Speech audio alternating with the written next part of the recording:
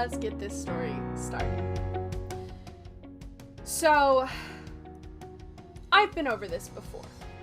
I am a storyteller, and as a storyteller, I travel from world to world, right? And in each world, something is different than the last one. I've visited cartoon-style worlds. I've visited worlds that were run entirely by animals. Humans are never there. I've gone to worlds that don't even know what a human is. Just all these different, there was an underworld world that I visited once, and somehow I was able to breathe underwater. It was really cool. But I go to different worlds. I travel to different worlds. And this story is about these two people. I don't remember exactly what worlds. No, I lied. I do remember exactly what world, but I'm not going to tell you the exact world that this story happened in. But it was really cute, and it's always worth repeating if it's cute. So, I'd like you to imagine for me, these two people separated by the equivalent of miles and miles and miles. Always on call together, always trying to talk to each other, message, that sort of thing. Just very madly in love, very quickly. But kept apart by distance. This is a long distance relationship. And one of them will call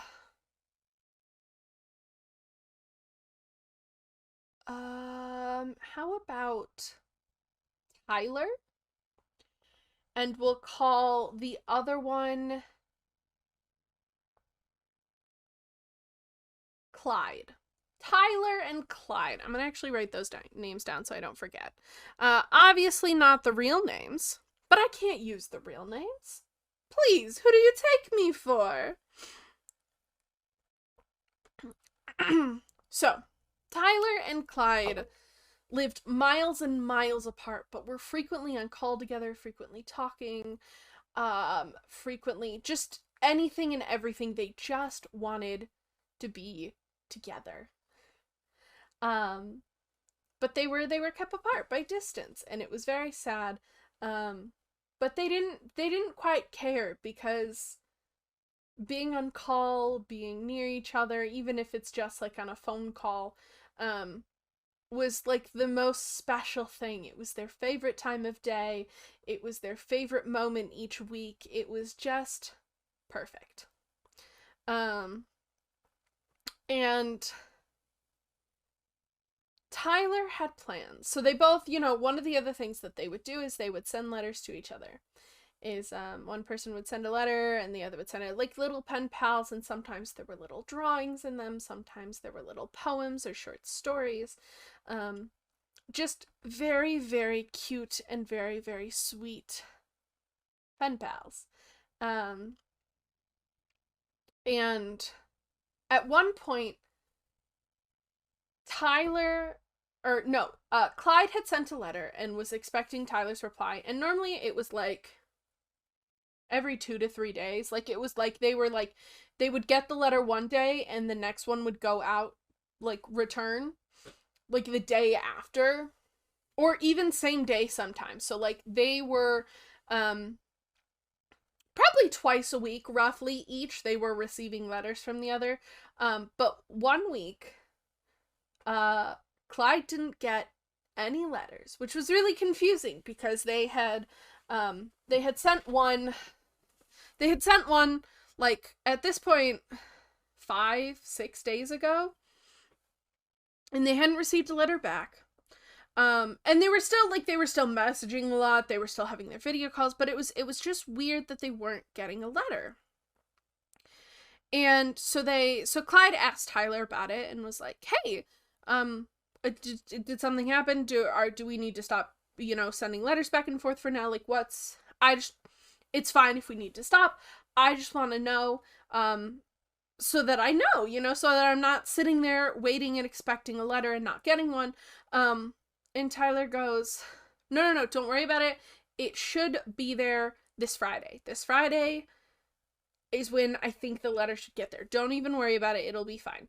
And so Clyde, was like, yeah, no, perfect, totally. And they went about their week. And Friday rolled around. And Clyde actually was really lucky. Clyde was one of the first stops on like the mail person's route. And so they normally would get like their mail by like 11 a.m. if not sooner. Like, I mean, it depended on the day. Sometimes like the mail was running slow. It was a decently small town. So like, there was no rush by anyone. Nobody was like pressuring anyone. So they took their time. Like the mail people weren't like, it was fine. But so Clyde got their mail like immediately. It was like, I cannot wait for a letter. I want to read it. I want to write one and send it back. Like I want desperately to do this today. And so Clyde got their mail and was like looking through it, and there was nothing from Tyler, and they were a little, obviously a little disappointed. Because like, who wouldn't be? Like, the person that you're like head over heels for in love with. Oh, please mind you, they weren't officially dating, because both of them were just like, no, I'm not gonna ask. I'm not gonna ask. Like, I'm too nervous to ask. What if they say no? So they weren't officially dating, but for all intents and purposes, like, they were dating. And so obviously, like, not getting this letter then was like a great disappointment, because Clyde really wanted a letter from Tyler,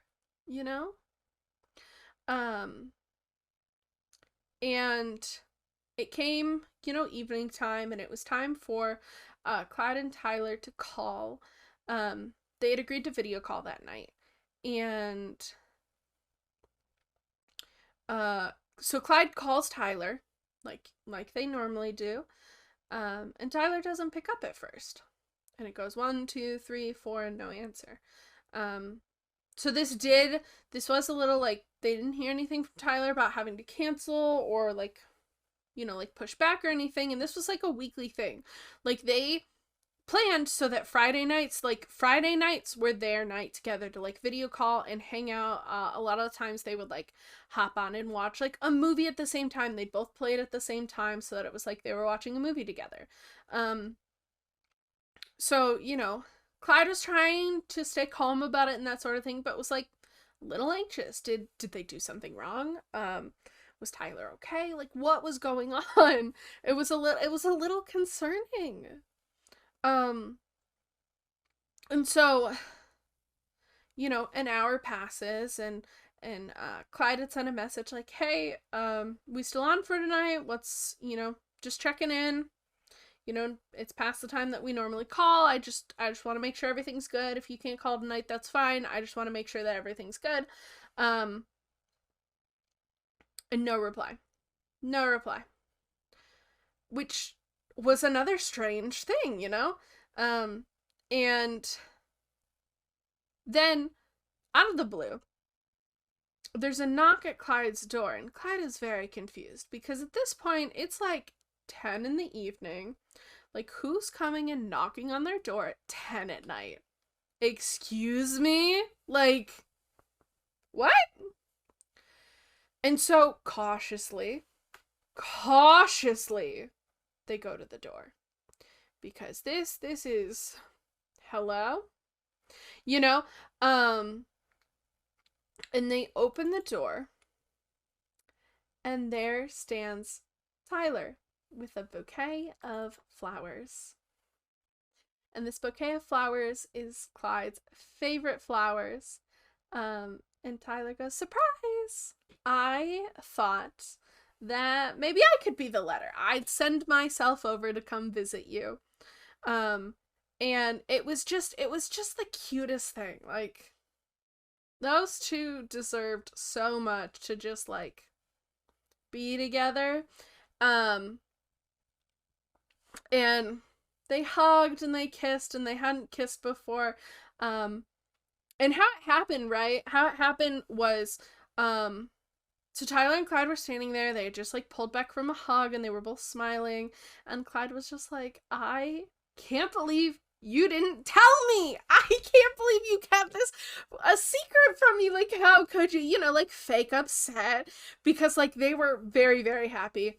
And Tyler just quickly leaned in and, like, kissed them on the lips real fast, and then pulled back. And this, it was not what Clyde was expecting, and they were just a little bit discombobulated, like it was just a little bit of like and so Tyler took the opportunity to lean in close and just go, "Will you be my partner?" Without a second thought, Clyde was just like, yes, done, thank you. And it was the absolute cutest thing. And as far as I'm aware, they're still together, which is like really cute. Really, really cute. The end!